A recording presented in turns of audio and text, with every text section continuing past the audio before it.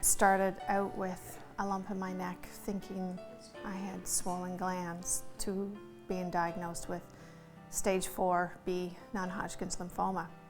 I had a son just turning 6 and another one 1.5 years old, and sort of not planning for this in my life, but whoever does plan to get sick.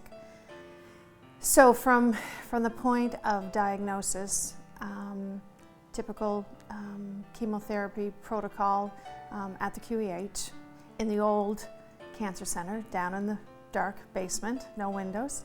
Probably I think until about October of '95, and was told that I was in remission. I was re-diagnosed in February of '96 and ended up having a bone marrow transplant in Halifax in September of that same year.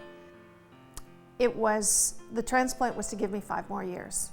It was not intended at the time, based on history, going to cure me. 5 more years gave me 5 more years with my sons, particularly with Logan being so young. I wanted him to know who his mother was. If it only meant 5 more years, I would take 5 years. And amazingly enough, I got to 6 years. And in 2002 was told that the cancer had returned. I do remember those feelings of, I've had enough, I want to go, and yet having that resolve, thankfully, to pull back and say, no, Valerie, you're too young, your children are too young, your husband wants you, like, you have reasons to get through this. So we just monitored it. About every 6 months, I would have some tests and I would see her. And from 2002 to 2008, the tumor in my stomach just kept getting smaller and smaller till it disappeared. The cancer center, as I said, was in the basement when I started this journey, and I still go for annual checkups.